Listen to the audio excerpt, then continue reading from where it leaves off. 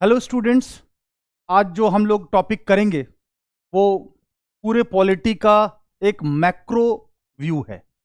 यानी पूरे पॉलिटी में जो पूरे कॉन्स्टिट्यूशन, पॉलिटी में तो दोनों चीज़ें आती हैं, एक फॉर्म ऑफ गवर्नमेंट और एक दूसरा फॉर्म ऑफ कॉन्स्टिट्यूशन। तो फॉर्म ऑफ गवर्नमेंट में पार्लियामेंट्री, फेडरल और भी बहुत सारी चीज़ें आती हैं, स्टैट्यूटरी लॉज और एडमिनिस्ट्रेटिव लॉज और डेलीगेटेड लेजिस्लेशन। लेकिन जहाँ तक कॉन्स्टिट्यूशन की बात है, इंडियन कॉन्स्टिट्यूशन, एक पूरा मैक्रो व्यू हम लोग लेते हैं कि पूरे इंडियन कॉन्स्टिट्यूशन में कई बार पार्ट्स का अगर नाम भी पता हो तो भी आप उस क्वेश्चन को कर सकते हैं। तो इस क्लास में हम लोग 25 के 25 पार्ट्स करेंगे। सारे आर्टिकल्स, मोर देन 468 आर्टिकल्स तो नहीं कर सकते एक क्लास में, लेकिन पार्ट्स पता होने चाहिए कि पार्ट 1 में, पार्ट 2 में, पार्ट 20 में, पार्ट 18 में, पार्ट 15 में क्या है। तो कई बार पार्ट और उसके आर्टिकल्स पता होने से बहुत सारी चीजें ऐसे ही सॉल्व हो जाती हैं, और प्रीलिम्स में तो इसका बहुत ज्यादा इंपॉर्टेंस है। कई बार कई क्वेश्चन होते हैं या कई आर्टिकल्स होते हैं क्वेश्चन पेपर में, तो आपको लगता होगा कि you are clueless, you don't know where to go, और कहाँ किस पार्ट से ये क्वेश्चन है और किससे संबंधित है। कई बार आर्टिकल्स से आपको विषय पर जाना होता है, और कई बार विषय से आर्टिकल्स के सब्जेक्ट्स को इन्फर करना या निकालना आसान होता है। तो इसका यही पर्पस है। तो हम लोग पहले पार्ट्स को, सारे पार्ट्स को देखते हैं, और मैं आपको उसके लिए याद करने का फॉर्मूला लास्ट में भी बताऊंगा। तो सबसे पहले टोटल 25 पार्ट्स हैं, लेकिन आप जानते हैं कि ओरिजिनल कॉन्स्टिट्यूशन में 22 पार्ट्स हैं। अगर हम पूरे कॉन्स्टिट्यूशन को एक किताब मान लें तो प्रियम्बल उसका प्रोलूग है, इंट्रोडक्टरी पार्ट है, जिसमें फिलॉसफी है, आई कार्ड है, हॉरोस्कोप है, और जो उसके चैप्टर्स हैं वो उसके पार्ट्स हैं, और हर चैप्टर एक टाइटल होता है। जैसे पार्ट 1 है तो यूनियन एंड टेरिटरी, पार्ट 2 है तो सिटीजनशिप, ये उसका टाइटल है, वो चैप्टर का नेम है। एक चैप्टर के अंदर कई पैराग्राफ्स होते हैं, उसी तरह से एक पार्ट के अंदर कई आर्टिकल्स होते हैं। जैसे पार्ट 3 फंडामेंटल राइट्स, तो उसमें कई आर्टिकल्स हैं, आर्टिकल 12 to 35, और ये हो गए articles in detailed provisions within the part और within the chapter, and schedules are separately highlighted, listed, and most important provisions जो आर्टिकल्स में भी हैं, लेकिन all parts of the articles are not there in schedule. तो schedule सिर्फ 12 ही हैं, original constitution में 8 थे। तो ओरिजिनल कॉन्स्टिट्यूशन में 22 थे पार्ट्स की बात कर रहे हैं, और हम लोग पार्ट्स को ही देखेंगे। Original constitution there were 22 parts, लेकिन आपको पता है कि पार्ट 7 और 9, पार्ट 7 जो था वो बी कैटेगरी ऑफ स्टेट्स, और पार्ट 9 जो ए बी सी डी थे ना, ए में 6, बी में 7, और डी में 8 और 9, यानी पार्ट 7 और 9 को खत्म किया गया, जो उसमें कैटेगरी ऑफ स्टेट्स थे। यानी कि बी कैटेगरी ऑफ स्टेट्स और डी कैटेगरी ऑफ स्टेट्स जो अंडमान निकोबार था उसको खत्म किया गया था, और 14 uniform states 7th constitutional amendment से बनाए गए थे। तो 7th कॉन्स्टिट्यूशनल अमेंडमेंट से ये 2 पार्ट्स माइनस हो गए। 7th constitutional amendment 1956 states reorganisation act से बी कैटेगरी ऑफ स्टेट्स और डी कैटेगरी ऑफ स्टेट्स खत्म कर दिए गए, और जितने स्टेट हैं वो 6 में आ गए, और जितने यूनियन टेरिटरी हैं वो पार्ट 8 में आ गए, और 7 और 9 उस समय ब्लैंक हो गया। तो इस तरह से 2 घट गए, तो फिर से 20 हो गया 1956 में। लेकिन फिर इसमें 2 पार्ट जुड़ते हैं 42nd कॉन्स्टिट्यूशनल अमेंडमेंट 1976 से। ये 2 जो जुड़ते हैं वो जुड़ते हैं 4A यानी फंडामेंटल ड्यूटीज ऑफ सिटीजन्स, और 14A यानी कि जो 14A जिसमें 323A एडमिनिस्ट्रेटिव ट्रिब्यूनल्स और अदर ट्रिब्यूनल्स, तो फिर से 22 हो गए। ये हुआ 42nd कॉन्स्टिट्यूशनल अमेंडमेंट 1976 से। इसके बाद फिर से 22 हो गए। अब इसके बाद 73rd और 74th कॉन्स्टिट्यूशनल अमेंडमेंट से पंचायती राज इंस्टीट्यूशन पार्ट 9 में जुड़ा, और 9B में नगर राज इंस्टीट्यूशन यानी अर्बन लोकल सेल्फ गवर्नमेंट ये जुड़ा पार्ट 9A में। तो 20 माइनस 2, 22 माइनस 2 20, फिर 2 22, फिर 2 24। लेकिन कोऑपरेटिव्स 97th कॉन्स्टिट्यूशनल अमेंडमेंट से 9th जो इसमें जोड़ा गया वो 9B में जोड़ा गया, 9B में कोऑपरेटिव्स। ये 97th कॉन्स्टिट्यूशनल अमेंडमेंट 2012 से जोड़ा गया। तो इस तरह से अब 25 पार्ट्स हैं। इसी को हम लोग देखेंगे सिलसिलेवार तरीके से, ताकि आपको एक मैक्रो व्यू पूरे कॉन्स्टिट्यूशन का हो। तो शुरुआती पार्ट 1 से करते हैं। पार्ट 1 का इंपॉर्टेंस, जो ऊपर पार्ट्स हैं उनका इंपॉर्टेंस अपने आप में ज्यादा है। पार्ट 1 जिसमें आर्टिकल्स हैं 1 to 4, आर्टिकल 1 to 4। यहाँ आर्टिकल मैं नहीं लिख रहा हूं, ये आर्टिकल्स का ही मतलब है। इसके बाद में आर्टिकल नहीं लिखूंगा, उससे आप इंप्लाइड है कि वो नंबर आर्टिकल्स का ही है। तो इसके चैप्टर का नाम क्या है? यूनियन एंड इट्स टेरिटरी, यानी कि इंडिया दैट भारत को क्या कहेंगे? तो इसमें यूनियन है, इसमें टेरिटरीज हैं, इसमें इंटरनल एक्सटर्नल रीऑर्गेनाइजेशन है, और इसमें राज्यों के पुनर्गठन का है। तो भारत कैसे यूनियन ऑफ स्टेट्स है, फेडरेशन ऑफ स्टेट्स नहीं है। इसी प्रकार से पार्ट 2 में है सिटीजनशिप, जो आर्टिकल 5 to 11 में है।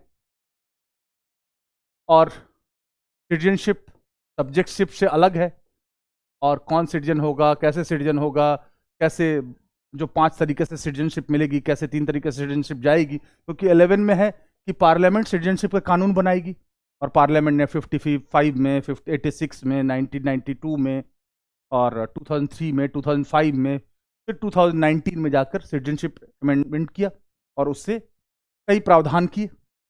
तो ये सिटीजनशिप है, ये आर्टिकल 5 to 11 है। तो इसमें फिर डेट ऑफ कमेंसमेंट है, फिर रिफ्यूजीज जो भारत और पाकिस्तान से एक दूसरे जगह गए, फिर PIOs people of Indian origin है, और कैसे जो टर्मिनेशन है और कंटिन्यूएशन है, ये सब चीज़ें यहाँ पे सिटीजनशिप में है। तो सिटीजन्स हैं जिनको full and equal membership of a political community with corresponding and rights and duties. Political rights are exclusive to citizens. इसी तरह से हम देखते हैं पार्ट 3, जो कि बहुत ही इंपॉर्टेंट है। पार्ट 3 जिसमें जो आर्टिकल्स हैं, पार्ट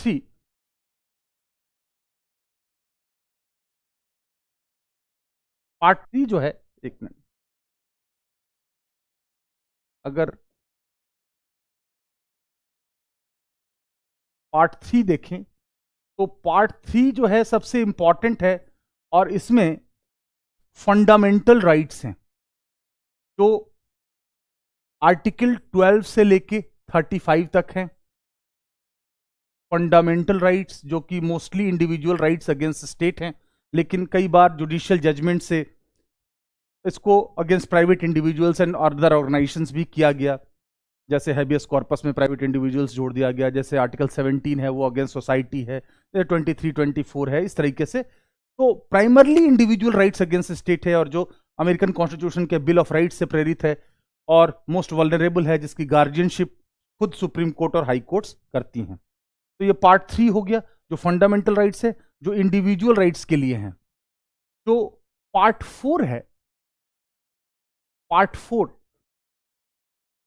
वो directive principles of state policy है, DPSP, जिसमें डायरेक्शन किसके लिए है? स्टेट पॉलिसी को, ताकि वो ऐसी पॉलिसी बना सकें जिससे कम्युनिटी राइट्स इंप्लीमेंट हो सके। और इसका जो नंबर है वो है आर्टिकल 36 से लेके 51 तक। तो ये पार्ट 14 हो गया। वैसे तो आप जाएंगे तो नंबर में 22 तक जाएगा, लेकिन 25 कैसे हुआ? A, B इस तरह से जुड़ गए हैं।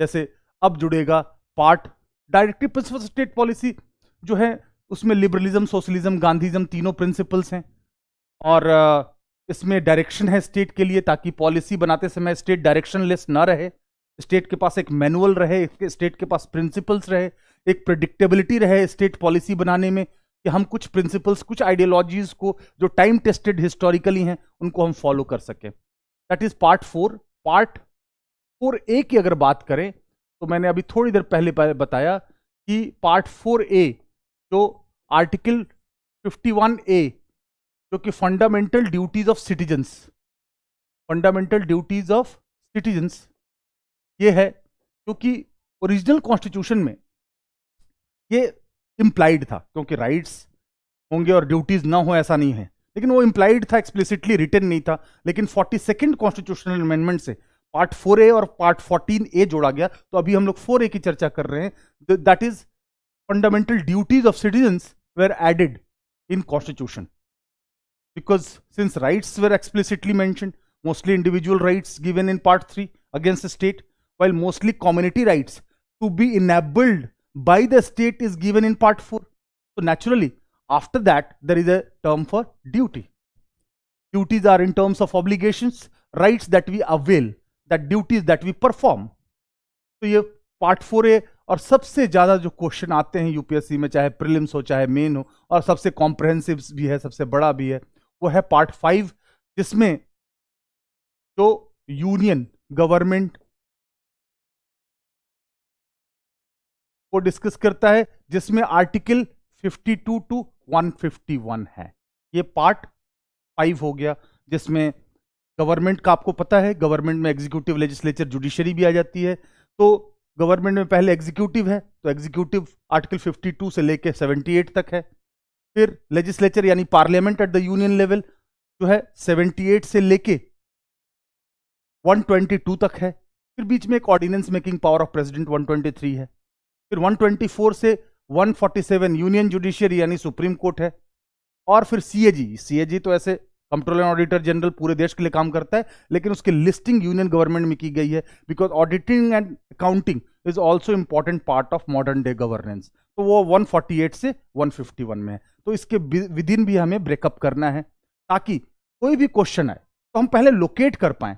कई बार क्या होती है बात की, लोग क्वेश्चन देके घबरा जाते हैं, या सोचते हैं कि तुरंत पढ़ा हुआ नहीं आया, या याद करने में मुश्किल आ रही है, या इंटेलिजेंट गेस नहीं कर पा रहे हैं। तो इंटेलिजेंट गेस के लिए भी एक macro level over holistic view होना जरूरी होता है। तो ये यूनियन गवर्नमेंट है, तो नेचुरल सी बात है कि जब हमारे यहाँ 3 पीरियड की गवर्नमेंट है, तो यूनियन गवर्नमेंट के बाद पार्ट 6 में स्टेट्स आएंगे। ओरिजिनल कॉन्स्टिट्यूशन में ABCD था, कैटेगरी ऑफ स्टेट्स, जिसमें पार्ट ए में वैसे स्टेट्स थे जो मेनलैंड इंडिया के स्टेट्स थे। बी में जो पावरफुल स्टेट थे, जैसे हैदराबाद, जैसे मैसूर, जैसे जूनागढ़, जैसे जम्मू एंड कश्मीर, जो पावरफुल स्टेट थे। और सी में जो थे वो लेस पावरफुल प्रिंसली स्टेट्स थे, जैसे पेप्सू हो गया, हिमाचल हो गया, मणिपुर हो गया, त्रिपुरा हो गया। और डी में अंडमान निकोबार। लेकिन फजल अली कमेटी 1953 के रिकमेंडेशन के बाद 14 uniform states and 6 union territories 7th constitutional amendment से बनाया गया, और जिससे ABCD खत्म कर दिया गया। जितने भी स्टेट पार्ट 6 में, जितने भी यूनियन टेरिटरीज पार्ट 8 में, कोई पार्ट 7 नहीं, कोई पार्ट 9 नहीं। तो पार्ट 6 में क्या जाएगा? State government. स्टेट गवर्नमेंट जो second tier of the government है। तो यहां भी वही बात है, 152 से लेके 237 तक है।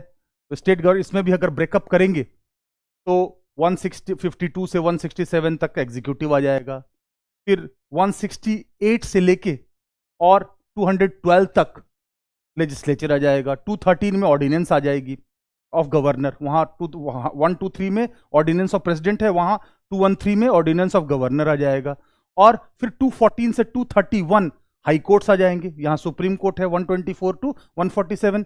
और फिर लोअर कोर्ट्स या सबऑर्डिनेट्स कोर्ट्स 232 टू 237 आ जाएंगे। तो यहाँ पे यूनियन पार्ट 5 में यूनियन गवर्नमेंट, पार्ट 6 में स्टेट गवर्नमेंट। और India is union and territory, तो सिर्फ इंडिया में यूनियन और स्टेट नहीं है, बल्कि यूनियन टेरिटरी भी है। पार्ट 7 तो कॉन्स्टिट्यूशन में था है नहीं। पार्ट 7 में पहले बी कैटेगरी ऑफ स्टेट्स थे, अब कोई भी बी कैटेगरी ऑफ स्टेट्स नहीं है, सारे यूनिफॉर्म है। पार्ट 7th कॉन्स्टिट्यूशनल अमेंडमेंट से ही खाली हो चुका है, ब्लैंक है, उसमें कुछ भी नहीं है। तो आप कहेंगे कि जब 7 ब्लैंक हो गया तो नीचे से खिसकाया क्यों नहीं? अगर इस तरह से खिसकाते रहे तो हर समय एग्जिस्टिंग डिस्टर्बेंस, एग्जिस्टिंग जो सिस्टम है गड़बड़ हो जाएगी। तो कई बार जहां पे इंसर्ट नहीं किया जा सकता उसको ब्लैंक छोड़ दिया जाता है, वही पार्ट 7 भी है, इसलिए पार्ट 7 इज ब्लैंक। तो पार्ट 8 जैसा मैंने बताया कि दैट इज यूनियन टेरिटरी। और यूटीज में भी वैसे यूटीज जिनमें विधानसभा है, 239A, वैसे यूटीज में विधानसभा और गवर्नमेंट जैसे 239AA, और वैसे यूटी जहां विधानसभा नहीं है। तो इस तरह से ये सारे यूटीज का जो जुरिडिक्शन है, यूनियन टेरिटरीज है, उसका एडमिनिस्ट्रेशन, उसके कोर्ट्स, उसका लेफ्टिनेंट गवर्नर, कहीं एडमिनिस्ट्रेटर, तो दिल्ली में 239AA, तो जम्मू कश्मीर में 239AA, तो पौंडीचेरी में 239A। तो इस तरीके से ये फर्क है। और वहाँ पे प्रेसिडेंट्स रूल लगाना है तो 239AB। तो इस तरह से ये चीज़ें हैं जो वहाँ अंतर लाती हैं। तो वहाँ ऑर्डिनेंस लाना है तो 239B। तो ये काउंटर पार्ट हो गया। तो ये यूनियन टेरिटरीज आ गए। और फिर इसके बाद ये पार्ट 8 हो गया। आपको सारे पार्ट्स पता होने चाहिए। और ओरिजिनल कॉन्स्टिट्यूशन में तो पार्ट 9 में जो थे वो कैटेगरी ऑफ स्टेट्स थे, 6, 7, 8, 9, 4 category, BC D category of state. लेकिन जब 9 को हटाया, लेकिन बाद में 9 को जोड़ा गया। 9 में क्या जोड़ा गया? तो पार्ट 9 में पंचायती राज जोड़ा गया। तो आप बोलेंगे पार्ट 9 में ही क्यों जोड़ा गया? क्योंकि पहली बार यूनियन, फिर स्टेट, फिर यूनियन टेरिटरीज, उसके बाद रियल भारत तो गांव में रहता है, ना कि ट्राइबल क्षेत्रों में। ट्राइबल क्षेत्रों में भी लोग रहते हैं, तो वो पार्ट 10 में है, तो उससे ज्यादा वरीयता देनी पड़ेगी, इसीलिए पार्ट 9 में जोड़ा। अब आप बोलेंगे 7 में क्यों नहीं जोड़ा? 7 भी तो ब्लैंक था। तो एक बात समझने की है कि 7 में 8 में यूनियन टेरिटरी है, तो पंचायती राज को उससे पहले नहीं जोड़ सकते थे, क्योंकि इंडिया के नोमेनक्लेचर में, इंडिया के आई कार्ड में, इंडिया के शेड्यूल 1 और आर्टिकल 1 में India and state, union state और उसकी यूनियन टेरिटरी पहले आती है। तो पार्ट 9 जो जोड़ा गया वो कैसे जोड़ा गया? 73rd कॉन्स्टिट्यूशनल अमेंडमेंट 1992 से जोड़ा गया। और इसमें क्या है? पंचायती राज इंस्टीट्यूशन है। और इसका आर्टिकल क्या है? 243 से लेके 243O तक है। 243 से 243O तक है। और ये शेड्यूल 11 में है। और इसमें 29 सब्जेक्ट्स डेलीगेट किए जा सकते हैं। तो 243G में कहा गया है कि state government 29 subjects local bodies, PRIs को दे सकते हैं, पंचायती राज इंस्टीट्यूशन। इसी तरह से पार्ट 9A अगर देखें तो ये तो आर्टिकल 40 के चलते हुआ। आर्टिकल 40 कहता है कि organising and empowering village panchayat. लेकिन भले विलेज पंचायत एक्सप्लिसिटली मेंशन्ड है, लेकिन rural local self government holistically है। स्पिरिट में तो दोनों है, सिर्फ रूरल लोकल सेल्फ गवर्नमेंट नहीं, अर्बन लोकल सेल्फ गवर्नमेंट भी। इसीलिए म्यूनिसिपैलिटीज को भी यहां जगह दी गई है। और part 9A 74th constitutional amendment 1992 से जोड़ा गया। और ये हो गया NRIs। NRIs का मतलब नगर राज इंस्टीट्यूशन। इसमें 243C से लेके 243ZG तक हैं। और इसमें शेड्यूल 12 में जोड़ा गया। और इसमें 12 और इसमें 18 सब्जेक्ट्स डेलीगेट किए जाते हैं। ठीक है, सेंटर एंड स्टेट रिलेशन में ये फेडरल रिलेशन है, जहां कॉन्स्टिट्यूशन का डिलिमिटेशन ऑफ पावर्स है। लेकिन स्टेट और लोकल गवर्नमेंट के बीच में डिलिमिटेशन नहीं है, डिसेंट्रलाइजेशन है, यानी डेलीगेशन है। तो डेलीगेशन यहां करते हैं 243G से और 243G से,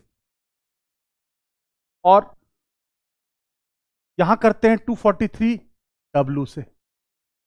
डेलीगेट करते हैं, यानी 18 सब्जेक्ट्स राज्य सरकारें उनको देंगी और यहां 29 सब्जेक्ट्स रूरल बॉडी को देंगी। तो 9 और 9A जोड़े गए 73rd और 74th अमेंडमेंट से। अब यहीं पे हम 9B की भी बात करेंगे 10 पे जाने से पहले। तो कोऑपरेटिव्स को भी जोड़ा गया पार्ट 9B में।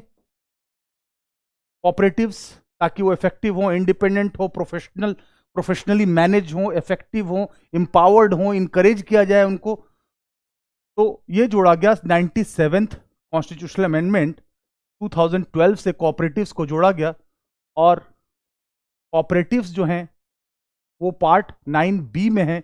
और इसका जो आर्टिकल है 243ZH से लेके 243ZT तक है। इसमें शेड्यूल नहीं है, यानी कि शेड्यूल 13 में जोड़ दिए, क्योंकि PRIs और NRIs है 11 और 12 में, यहाँ पे नहीं है। तो ये 9 में ही है। तो लगभग एक ही जैसे विषय हैं, इसीलिए 9 में जोड़े गए। आप कहेंगे 9 में तो इतनी ज़्यादा इंसर्शंस क्यों हैं? क्योंकि ये लगभग है, ये भी लोकल बॉडीज है, ये भी लोकल बॉडीज है, ये भी डिसेंट्रलाइज्ड ये प्रोडक्शन सिस्टम है। तो इस तरह से पार्ट 9, 9A, 9B। अब हम चलते हैं आगे, तो इसमें देखते हैं पार्ट 10। पार्ट 10 जो है वो है शेड्यूल्ड एरियाज। शेड्यूल्ड एरियाज आदिवासी क्षेत्र, जिसमें दोनों शेड्यूल 5 और शेड्यूल 6 आ जाएंगे। एरिया अप्रोच फॉलो किया जाता है ट्राइबल्स के लिए, एसटीज के लिए, क्योंकि ST population is more confined to the forest area. तो इसमें दो तरह के हैं, 243(1) है जो असम, मेघालय, मिजोरम, त्रिपुरा को छोड़ के, और 243(2) है जो असम, मेघालय, मिजोरम, त्रिपुरा है। क्योंकि असम, मेघालय, मिजोरम, त्रिपुरा के जो ट्राइबल्स हैं शेड्यूल 6 वाले, वो they are slow in adapting main stream life, तो यहाँ पे इसलिए ज़्यादा ऑटोनॉमी है। इनके डिस्ट्रिक्ट काउंसिल और रीजनल काउंसिल को एग्जीक्यूटिव, लेजिस्लेटिव, जुडिशियल तीनों पावर्स हैं, जबकि यहाँ पे ट्राइबल एडवाइजरी काउंसिल है, यहाँ पे सिर्फ एग्जीक्यूटिव पावर है। तो ठीक है, एक बात है कि ट्राइबल्स को सेल्फ रूल हो, ऑटोनॉमी हो, उन पे इंटरफेरेंस ना हो, उनको ज़्यादा से ज़्यादा ऑटोनॉमी हो, इंडिपेंडेंस ना हो, ऑटोनॉमी हो, ताकि उनके मामलों में, उनके कस्टम्स को, उनके ट्रेडिशंस को वो अपने अनुसार रेगुलेट करें। उनमें बाहरी दखल, ऊपरी दखल या सेंटर की या इवन राज्य सरकार की दखल उन एरियाज में ना हो, वो अपना निर्णय स्वयं लें। अब जो है, क्योंकि पार्ट 5 सेंटर है, पार्ट 6 स्टेट है, तो 5 और 6 मिला के क्या होता है? 11। तो पार्ट 11 में क्या जाएगा? सेंटर स्टेट रिलेशनशिप 10+1, यानी सेंटर स्टेट रिलेशनशिप, और इसको कह सकते हैं यूनियन स्टेट रिलेशनशिप। किस तरह का रिलेशन? State relations. पहला जो रिलेशंस है, इसमें रिलेशन है लेजिस्लेटिव रिलेशन, फिर है एग्जीक्यूटिव रिलेशन, फिर है एडमिनिस्ट्रेटिव रिलेशन। तो ये पार्ट 11 में है, और आर्टिकल यहां मैंने लिखा था 244, यहां पे 244(1) और 244(2) है। ये है 240 शेड्यूल्ड एरियाज जो हैं वो 244(1) और 244(2) में है, क्योंकि 243 तो कुर्ग था जो खत्म हो गया। कुर्ग जो कि 7th अमेंडमेंट से मैसूर स्टेट में मिला लिया गया था, साउथ वेस्टर्न पार्ट। बाद में उसी मैसूर स्टेट को 1973 में कर्नाटका नाम दिया गया। तो कुर्ग जो 242 में था उसको हटा दिया गया। जैसे कुर्ग था 242 में, 370 का स्पेशल स्टेटस जम्मू कश्मीर का, वो 2019 में स्पेशल स्टेटस खत्म किया गया। पूरी तरह से नहीं खत्म किया 370, उस पर भी हम लोग डिटेल में चर्चा करेंगे। तो इस तरह से यूनियन स्टेट रिलेशनशिप है, कैसा? लेजिस्लेटिव, एग्जीक्यूटिव और ये। तो 245 से लेके 263 आर्टिकल तक ये है जो यूनियन और स्टेट के बीच में लेजिस्लेटिव, एग्जीक्यूटिव और एडमिनिस्ट्रेटिव रिलेशनशिप को बताता है, ताकि उनके रिलेशनशिप सुप्रीम लॉ में डिफाइंड हो, ताकि उनमें कोई झगड़ा ना हो, उनके सब्जेक्ट्स, उनके एरियाज, उनका जुरिडिक्शन, उनके रिलेशंस और टकराव की स्थिति में कौन प्रिवेल करेगा, ये सब डिफाइंड है, ताकि टकराव की गुंजाइश डिफरेंट टीयर्स ऑफ गवर्नमेंट में ना रहे। फिर पार्ट 12 में है, पार्ट 12 में जो यूनियन स्टेट फाइनेंशियल रिलेशन है, union state financial relation, financial relation, इसी में फाइनेंस कमीशन भी आ जाएगा, इसी में राइट टू प्रॉपर्टी भी आ जाएगा, इसी में ग्रांट्स भी आ जाएंगे। तो ये है 264 से लेके 300A तक, ये हो जाएगा फाइनेंशियल रिलेशन कि यूनियन और स्टेट के बीच में फाइनेंशियल रिलेशन कैसा रहेगा। तो पार्ट 11 और 12 यूनियन स्टेट रिलेशनशिप से संबंधित है। तो फाइनेंस के अलावा एक और चीज आती है, वो आता है trade and commerce and interstate trade and commerce. तो उसको हम देखेंगे कि वो किस तरह से पार्ट 13 में है। तो पार्ट 13 को अगर हम देखें, पार्ट 10+13, तो ये आर्टिकल 301 से लेके 307 में है। ये ट्रेड एंड कॉमर्स है। ट्रेड एंड कॉमर्स ऑस्ट्रेलिया के कॉन्स्टिट्यूशन से इंस्पायर्ड है, ऑस्ट्रेलिया के कॉन्स्टिट्यूशन से इंस्पायर्ड है। ये है विषय वस्तु जो है वो ट्रेड एंड कॉमर्स है। इंटरस्टेट जो ट्रेड है वो और कॉमर्स है वो कैसे होगा, उस पर किन परिस्थितियों में पार्लियामेंट लॉ बनाएगी और क्या विकट परिस्थितियों में क्या होगा। तो इंटरस्टेट ट्रेड, कॉमर्स, इंटरकोर्स, ये सब चीज़ें यहाँ पे हैं। तो इस तरह से पार्ट 11, 12, 13 एक तरह से इंटर स्टेट रिलेशनशिप है, और 12 और 13 फाइनेंशियल और ट्रेडिंग रिलेशनशिप है बेसिकली यूनियन और स्टेट का।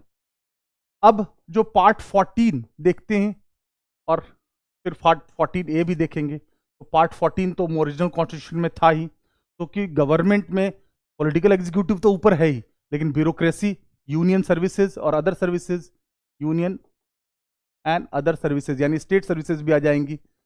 यहाँ सर्विसेज कहने का मतलब ब्यूरोक्रेसी है, सिविल सर्विसेज है, और एसएससी तो स्टैट्यूटरी बॉडी है, कॉन्स्टिट्यूशन में नहीं है।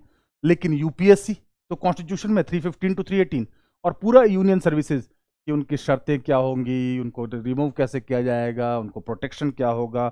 ऑल इंडिया सर्विसेज 312 में है, यूपीएससी और पीएससी 315 to 318 में है। ये पूरी की पूरी बातें यूनियन सर्विसेज जो हैं 308 से 323 तक में हैं।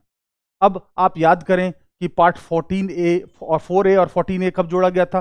42nd अमेंडमेंट से जोड़ा गया था। तो that is part 14A, 4 + 4 14A ये है। इसमें ये 14A क्यों जोड़ा गया? ताकि जुडिशियरी को डीबर्डन किया जा सके। सेमी जुडिशियल बॉडी या क्वासी जुडिशियल बॉडी या ट्रिब्यूनल्स बनाए गए 323A के तहत। एडमिनिस्ट्रेटिव ट्रिब्यूनल जैसे कैट एंड सैट बनाया जाता है, जो सेंटर ही बनाएगी, सैट भी बनाएगी तो सेंटर ही बनाएगी। लेकिन 323B में एक ही विषय पर एक से ज्यादा ट्रिब्यूनल बना सकते हैं, और स्टेट भी यहां बना सकती है, लेकिन यहां सेंटर ही बनाएगी। भले गवर्नर का रिकमेंडेशन होगा सैट यानी स्टेट एडमिनिस्ट्रेटिव ट्रिब्यूनल बनाने में। तो इन चीजों में ये पार्ट 14A हो गया। और फिर पार्ट 15 जो है वो इलेक्शन है, क्योंकि फ्री एंड फेयर इलेक्शन जो है तो integral part of basic structure of the constitution है। तो ये यहां पे ये है एडमिनिस्ट्रेटिव ट्रिब्यूनल, और ये हो गया अदर ट्रिब्यूनल्स जैसे वाटर ट्रिब्यूनल, अदर ट्रिब्यूनल्स। और पार्ट 15 हो गया, वो हो गया इलेक्शन।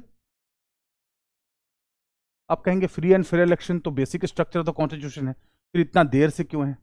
तो यहां पे ये समझ लीजिए कि डेमोक्रेसी का तो उल्लेख प्रियम्बल में है ही, और दूसरी बात यह है कि यहाँ ये इलेक्शन के लिए फ्रेमवर्क कानून देता है, रिप्रेजेंटेशन ऑफ पीपल्स एक्ट।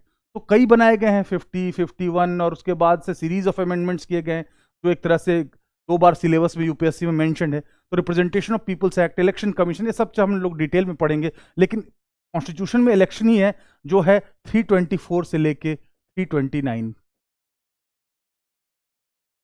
इसी में एक आर्टिकल जिस पे कोई भी विवाद नहीं हुआ और तुरंत आम सहमति बन गई, वो था 326 यूनिवर्सल एडल्ट फ्रेंचाइज, तो बेडरॉक प्रिंसिपल है डेमोक्रेसी का। इसके बाद पार्ट 16 है, पूरे SC, ST, OBC, weaker section, अब तो EWS भी, वीमेन भी और एंग्लो इंडियंस भी, तो इनके लिए जो पार्ट 16 है, पार्ट 10 एंड 16 पूरे आर्टिकल्स 46 का मैंडेट है। यहाँ पे हमारे constitution makers in general and Ambedkar in particular, they were quite conscious for weaker sections. And part 16 जो है वो पूरा का पूरा मैंडेट पाता है 46 से, तो 330 से लेके 342 तक ये पूरा का पूरा वीकर सेक्शंस के लिए डिवोटेड है, जिसमें आ जाएंगे SCs जिसमें उनका रिजर्वेशन सीट है, STs, अब तो एंग्लो इंडियंस का सीटें रिजर्व आगे नहीं बढ़ाया गया है, लेकिन एंग्लो इंडियन के इंस्टीट्यूशंस को जो वरीयता मिलती है, जो वल्नरेबल सेक्शंस हैं, इंडियंस हैं, फिर OBCs हैं, वीकर सेक्शंस हैं, उनके लिए यहाँ पे उल्लेख किया गया है। तो इस तरह से ये socially and educationally backward sections के लिए यहाँ पे प्रावधान किए गए हैं। अब जो है पार्ट 16 के बाद पार्ट 17 अगर देखें तो 10 + 7 17, ये आ गया 323 से लेके 343 से लेके 351। यहाँ पे आ जाता है ऑफिशियल लैंग्वेज। ऑफिशियल लैंग्वेज तो आप जानते हैं कि एक तो केंद्र का ऑफिशियल लैंग्वेज हो गया 333 तो 344 तक, फिर राज्यों का ऑफिशियल लैंग्वेज हो गया 345, 346, 347, फिर उसके बाद जो है कमीशंस की स्थापना हो गई, लिंग्विस्टिक माइनॉरिटीज हो गए, मदर टंग हो गया, हिंदी का प्रमोशन 351 में हो गया। तो लैंग्वेज के मामले में स्टेट्स को बहुत सी ऑटोनॉमी दी गई है कि एक तो बात होगी कि भाई हिंदी और इंग्लिश तो ऑफिशियल लैंग्वेज होंगे 343(1) और 343(2) के तहत, लेकिन इसके अलावा राज्यों को अपने स्तर पे भी अपने ऑफिशियल लैंग्वेज डिक्लेयर करने का पावर्स हैं। तो इस तरह से ये ट्राई लैंग्वेज फॉर्मूला फॉलो किया गया। और ये लिंग्विस्टिक इशू पहले 2 दशकों तक काफी विवाद का था, अभी भी कई बार विवाद बन जाता है कि हिंदी को थोपा जा रहा है। Let me tell you, Hindi is not a national language according to the constitution. ये कॉन्स्टिट्यूशन में कहीं नहीं लिखा है कि हिंदी हमारी राष्ट्रभाषा है। Hindi in 343(1) in Devanagari script is official language. Hindi is mentioned in Schedule 8 of the Constitution, and Hindi is also declared by many states as their official language, but nowhere written as national language. तो राज्यों के बीच में जो communication है या union और state के बीच में कम्युनिकेशन है वो आपसी सहमति से हिंदी में भी हो सकती है, लेकिन that is not mandate. Part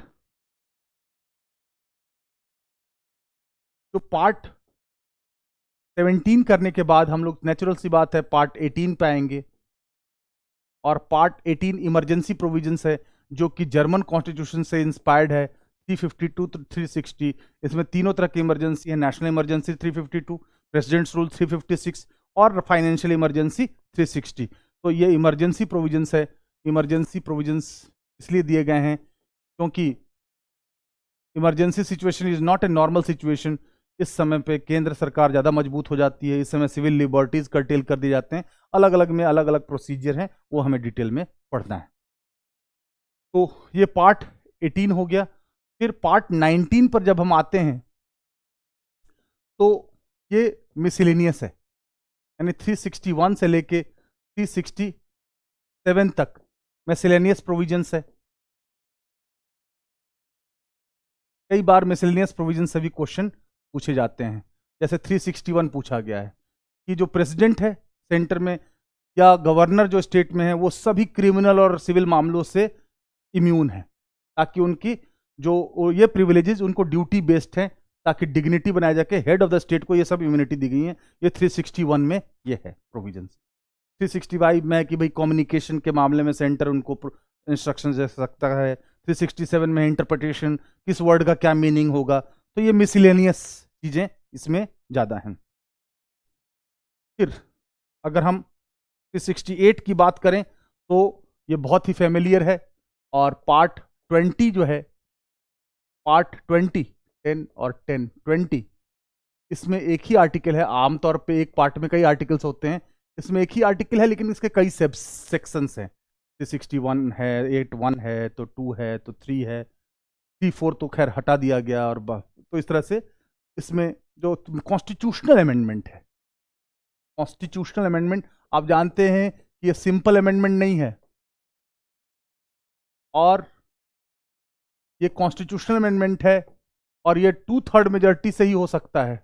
इसमें भी 2 हैं, एक में जिसमें दोनों सदनों के 2/3 बहुमत की जरूरत है, एक जिसमें दोनों सदनों के 2/3 के साथ साथ कम से कम आधे राज्यों की भी मंजूरी की जरूरत पड़ती है। तो ये सिंपल अमेंडमेंट नहीं है जो कि सिंपल मेजॉरिटी से हो गए, ये कॉन्स्टिट्यूशनल अमेंडमेंट है।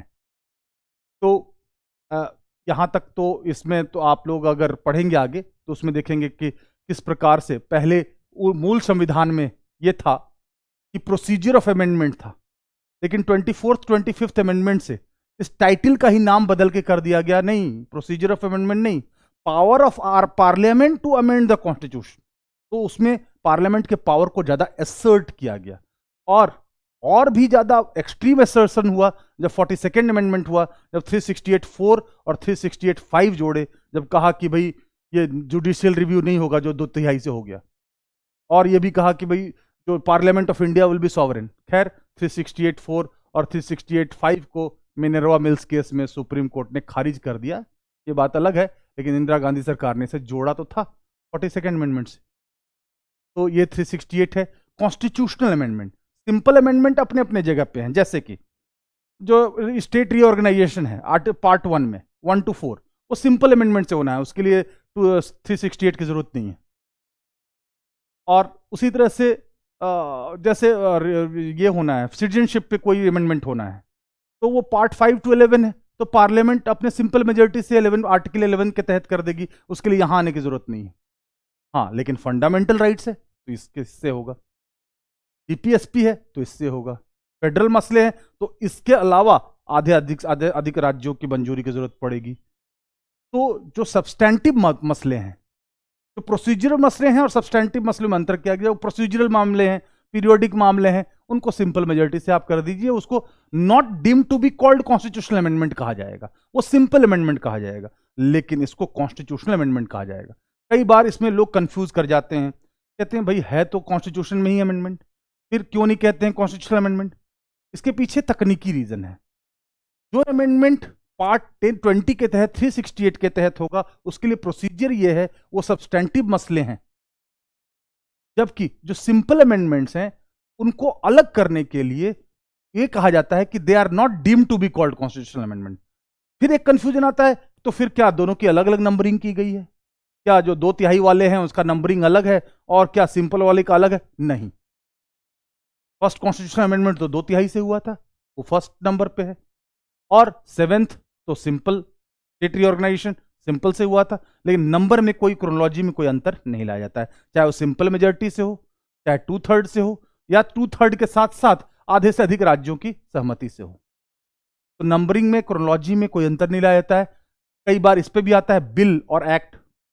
कई बार आप करंट अफेयर्स में पढ़ते हैं कि ये बिल इंट्रोड्यूस किया गया 123rd, लेकिन जब जीएसटी हुआ तो 101 हो गया। तो बिल और एक्ट में समझना अंतर जरूरी है। बहुत सारे बिल लैप्स कर जाते हैं, सारे बिलों पे सहमति नहीं बन पाती, लोकसभा के भंग होते ही सारे बिल और रिजोल्यूशन और उसमें मोशन सारे डिसॉल्व हो जाते हैं, सारे बिल एक्ट नहीं बन पाते। तो जो एक्ट है वो कॉन्क्रीट है, तो इसीलिए उसको कहते हैं, जैसे पहले था कैब, सिटीजनशिप अमेंडमेंट बिल, जब उसको राष्ट्रपति की मंजूरी मिल गई तो का हो गया सिटीजनशिप अमेंडमेंट एक्ट। तो इस तरीके से ये समझना इसमें जरूरी है। और 368 और 13 का जो टकराव है वो शुरू से देखने को मिलेगा कि लॉ का मतलब क्या, क्या constituent law, simple law, law जो डिफाइन किया गया है आर्टिकल 13(3) में, उसमें क्या ये इंक्लूड होगा या नहीं होगा। तो इसमें कई जो केसेस आएंगे वो देखेंगे हम लोग। फिर पार्ट 21 जो अमित शाह का फेवरेट पार्ट है, 10, 10, 11, इसमें है टीटीएस, जो special provisions, transient provisions and special provisions, temporary, transient and special provisions. इसमें जम्मू एंड कश्मीर भी आता था, जो 270। Special, temporary, transient and special. मैं फिर से लिख देता हूं, पार्ट 21 जो है, पार्ट 21, 10, 10, 1, पार्ट 21 में जो आर्टिकल हैं वो 369 से लेके 369 से लेके और 392 तक जाएंगे, जिसमें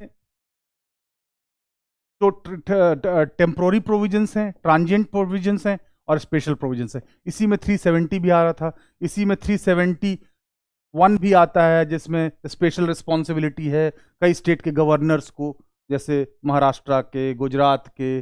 371A में नागालैंड है, फिर 371B में आसाम है, और C में मणिपुर है। इस तरह से अन्य कई स्टेट हैं जिनके गवर्नर को स्पेशल रिस्पॉन्सिबिलिटी दी गई है, ताकि स्टेट के अंदर जो डाइवर्सिटी है उसको टेक केयर किया जा सके। और जो लास्ट है पार्ट 22, 10, 10, 2, 22, और ये है 393 से लेके 395। इसमें शॉर्ट टाइटल्स हैं, शॉर्ट टाइटल्स हैं। तो ये हो गया पूरा का पूरा कॉन्स्टिट्यूशन। आपने देखा पूरा 1 से लेके 25 तक। अब कोई सा क्वेश्चन आ जाए, कोई सा आर्टिकल आ जाए, कम से कम आप इस स्थिति में होंगे कि उसको लोकेट कर ले। अगर कोई आपसे रैंडमली भी पूछ दे, हाँ भाई 199 क्या है, तो आप कम से कम ये अंदाजा लगा सकें कि ये स्टेट से मामला है। फिर आप सोचें कि स्टेट से है लेकिन किससे है, तो आपको अगर पता है कि सेंटर का क्या है 110 मनी बिल है, तो उसमें 89 या 90 जोड़ते हैं तो वो आ जाता है स्टेट का। तो इससे आप कुछ मैथमेटिक्स लगाएं, कुछ कोरिलेशन लगाएं, कुछ मेमोरी लगाएं, कुछ प्रैक्टिस लगाएं, तो ये वास्ट कॉन्स्टिट्यूशन आपको बहुत सिंपल दिखने लगेगा। तो यही चीज आपको करनी है। और इस तरह से टोटल 25 पार्ट्स हैं। आप बोलेंगे ये तो 22 तक ही गए, तो फिर जो 4A है, जो 14A है, जो 9 है, 9A है, 9B है, वो भी तो इसी में जुड़ेगा ना, भले इधर नहीं जुड़े, अंदर ही जुड़ा हुआ है। तो इस तरह से टोटल 25 पार्ट्स हैं। तो आपसे कोई भी क्वेश्चन रैंडम भी रहेगा तो आप लोकेट करने की स्थिति में होंगे, और ये चीजों को काफी आसान बना देता है। अभी हम लोगों ने इसमें डिटेल में डिस्कशन नहीं किया है, अभी केवल रेफरेंस दिया है ताकि एक ओवरव्यू आप डेवलप कर सके, पूरा कॉन्स्टिट्यूशन को समग्रता में देख सकें, होलिस्टिकली देख सकें, एक कमांडिंग पोजीशन में हो। अब लास्टली मैं आपको एक टेक्निक देता हूं कि भाई ये कैसे याद रखेंगे। शुरू में टेक्निक की जरूरत पड़ेगी, बाद में उस टेक्निक की जरूरत नहीं पड़ेगी। जब पैर कमजोर होता है सर्जरी के बाद तो आप सहारा लेके चलते हैं, लेकिन जब मसल्स रिगेन कर जाते हैं फिजियोथेरापी के बाद तो आपको उस सहारे की जरूरत नहीं पड़ती। तो अभी शायद कुछ लोगों को सहारे की जरूरत पड़े, तो पार्ट 1 जो है और उसके लिए तो कोई सहारे की जरूरत नहीं है, क्योंकि यूनियन एंड टेरिटरी है, 2 सिटीजनशिप है, 3 फंडामेंटल राइट्स है, 4 डीपीएसपी है, 4A जो है फंडामेंटल ड्यूटीज ऑफ सिटीजन्स है। लेकिन पार्ट 5 से अगर आप याद करना चाहें तो उसको ऐसे याद रखें,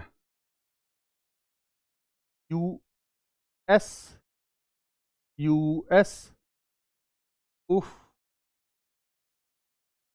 टू आई सोए मैट्स पर मैट्स पर। थोड़ा आपको फनी लगेगा शुरू में, लेकिन इससे पूरे कॉन्स्टिट्यूशन के पार्ट्स बाहर आ जाएंगे। मैं दिखाता हूं कैसे।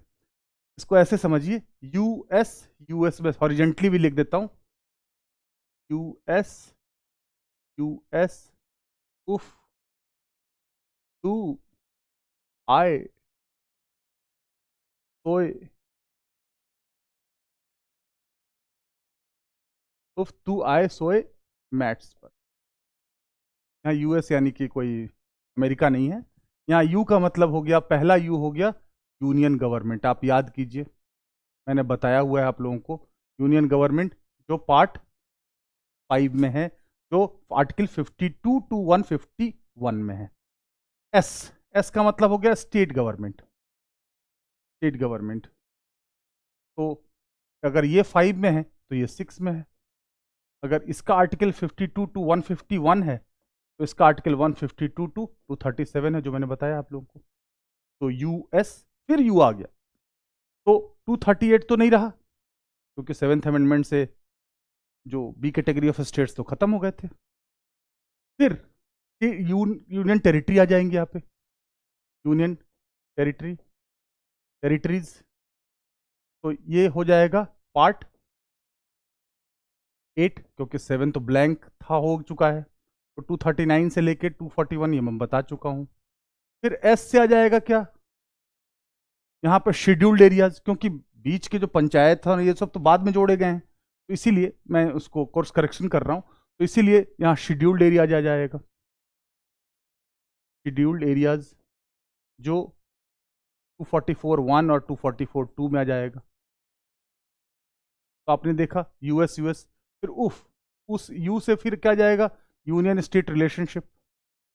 यूनियन स्टेट रिलेशनशिप कहाँ पे है, पार्ट 11 में है। आर्टिकल्स में बता चुका हूँ, 245 टू 263। फिर फाइनेंशियल रिलेशन आ जाएगा between union state, financial relation, ये कहाँ आ जाएगा, पार्ट 12 में आ जाएगा। फिर ट्रेड एंड कॉमर्स, ये टू आई, यहां से आगे स्टार्ट करते हैं फिर से। ये आप समझ गए, यू से क्या, एस से क्या, यू से क्या, फिर एस से क्या, फिर यू से क्या, एफ से क्या। अब टू आए सोए मैथ्स पे इसको आगे करते हैं।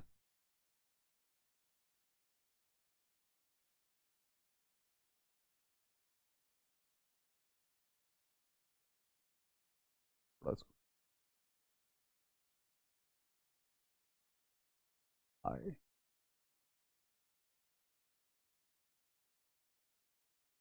मैथ्स।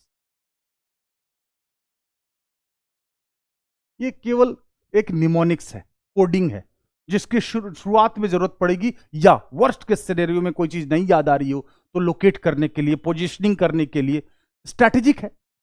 और एक बार अगर आपका कमांड बन जाता है, एक्सपीरियंस और हो जाता है, तो इसकी जरूरत ही नहीं पड़ेगी। फिर भी ये फिर ट्रेड एंड कॉमर्स हो गया। आप याद करें, ट्रेड एंड कॉमर्स कौन से पार्ट में है? फाइनेंशियल रिलेशन अगर पार्ट 12 में है तो पार्ट 13 में क्या आ जाएगा? ट्रेड एंड कॉमर्स 301 से लेके 307।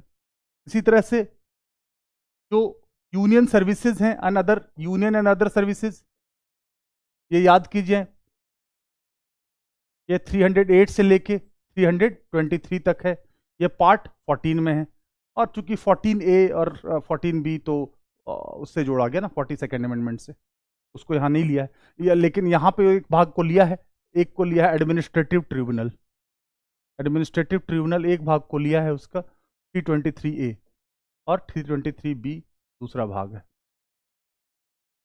फिर ई से 15वां भाग जो है पार्ट 11 इलेक्शन है। इलेक्शन मैंने बताया 324 से लेके 329, ये पार्ट 15 हो गया। फिर part 16 SC ST OBC Anglo Indians weaker sections, ये 330 से लेके 342 तक है पार्ट 16 में। फिर ओ से आ जाएगा ऑफिशियल लैंग्वेज। आप देखिए ऑफिशियल लैंग्वेज कहाँ पे है? ऑफिशियल लैंग्वेज पार्ट 17 में है। ये आ जाएगा कहाँ से कहाँ तक? यहाँ पे SC ST है 330 342, ये ऑफिशियल लैंग्वेज हो गया 343 से लेके 351। फिर ई से क्या आ जाएगा? Emergency provisions. इमरजेंसी प्रोविजंस ये पार्ट 18 में है, और 352 से लेके 360। तो हम लोगों ने 2 ISO हो गया। अब मैथ्स देख लेते हैं। मैथ्स तो एम से मिसलेनियस आ गया। मिसलेनियस प्रोविजंस, तो आप याद करें कि जो इमरजेंसी प्रोविजंस के बाद जो मिसलेनियस प्रोविजंस आते हैं वो हैं 361 से लेके 367, ये पार्ट 19 हो गया। फिर ए से अमेंडमेंट ऑफ कॉन्स्टिट्यूशन या कॉन्स्टिट्यूशनल अमेंडमेंट, दोनों में से कोई बात कहें, ये पार्ट 20 हो गया, पार्ट 10 10 20। और इसमें आर्टिकल आ गया 368 जो मैंने अभी जस्ट चर्चा किया। फिर जो है TTS, transient temporary and special provisions, ये आ जाएंगे 369 से लेके 392 तक। और फिर शॉर्ट टाइटल्स आ जाएगा जो पार्ट 22 है, वो आ जाएगा 393 से लेके 395 तक। तो इस तरह से हम पूरा कॉन्स्टिट्यूशन को समग्रता से देख सकते हैं। आप एक कोडिंग से, एक निमोनिक से, आप शुरू के 5 पार्ट्स तो ऐसे याद, इसके निमोनिक्स की जरूरत नहीं है। पार्ट 1 हो गया यूनियन एंड टेरिटरी, पार्ट 2 हो गया सिटीजनशिप, पार्ट 3 हो गया फंडामेंटल राइट्स, पार्ट 4 हो गया DPSP, 4A हो गया fundamental duties of citizens, part 5 हो गया यूनियन गवर्नमेंट, पार्ट 6 हो गया स्टेट गवर्नमेंट, पार्ट 7 तो ब्लैंक है क्योंकि 7th अमेंडमेंट से 7th पार्ट चला गया। फिर पार्ट 8 यूनियन टेरिटरी आ गया। फिर 9 पंचायती राज, 9A municipalities, 9B cooperatives, 10 scheduled areas, 11 centre state legislative executive and administrative relationship, फिर 12 financial relationship of centre and state, फिर 13 ट्रेड एंड कॉमर्स, फिर 14 यूनियन एंड अदर सर्विसेज, और 14A जिसमें administrative tribunals under 323A and other tribunals 323B। फिर 14 के बाद 15 election, election 324 से 329 तक जाएगा। फिर इलेक्शन के बाद पार्ट 16 जो पूरी तरह से 16 आया कहाँ से? 46 से उसका मैंडेट आया वीकर सेक्शंस के लिए। तो SC ST OBC weaker sections Anglo Indians, वो जाएगा 330 से 342 तक। फिर पार्ट 18 जो है वो ऑफिशियल लैंग्वेज आ जाएगा। इमरजेंसी प्रोविजंस जो है वो 352 से 360 आ जाएंगी, और फिर मिसलेनियस 361 से 367, फिर अमेंडमेंट्स ऑफ द कॉन्स्टिट्यूशन या कॉन्स्टिट्यूशन अमेंडमेंट वो 20 में आ जाएगा 368, और फिर टीटीएस यानी टेम्पोररी ट्रांजिट प्रोविजंस 21, और फिर शॉर्ट टाइटल्स 22। तो बड़े आसानी से, कुछ देर का प्रैक्टिस है और थोड़ा कोरिलेशन है, तो आप पूरे कॉन्स्टिट्यूशन को एक मैक्रो लेवल पे देख सकते हैं। और ये जब होता है तो आपका कॉन्फिडेंस बढ़ता है, आपके हाथ में पूरी चीजें ग्रास्प में रहती हैं। आप पूरी चीज पढ़ ली और लोकेट नहीं कर पा रहे हैं तो एग्जाम में सिली मिस्टेक्स ज्यादा होंगी, या बहुत चीजें पढ़ ली और एक दूसरे से मिंगल हो जा रहा है। देखिए, ये जानना जरूरी नहीं कि एग्जाम में क्या अच्छा करना है, ये भी जानना जरूरी है कि एग्जाम हॉल में क्या बुरा हो सकता है, पढ़ाई के दौरान क्या बुरा हो सकता है। अगर हम इस अप्रोच को लेके नहीं चलेंगे कि हमारे साथ कुछ भी बुरा नहीं होगा, तो हम सेफ्टी मेजर्स नहीं लेंगे। तो अच्छा तो करना ही है, पॉजिटिव माइंडसेट तो चाहिए, ये निगेटिविटी की बात नहीं है, लेकिन क्या क्या बुरा हो सकता है एंटिसिपेट करना। आग लगने के बाद कुआं नहीं खोदना, बाढ़ आने के बाद डैम बनाने की योजना नहीं बनाना। कहां कहां मिंगल हो सकता है, कहां कहां मिस्टेक हो सकता है, कहां कहां ब्लंडर्स हो सकते हैं, कहां कहां एक दूसरे याद आने में दिक्कत हो सकती है, कहां कहां लोकेट करने में दिक्कत हो सकती है, कहां रैंडम क्वेश्चन में फंस सकते हैं। अगर उन सबको पहले से एंटीसिपेट करें, उनको हिट करें, तो फिर एग्जाम हॉल में आपको ये समस्या नहीं आएगी। That's it for today. In next class will be discussing more.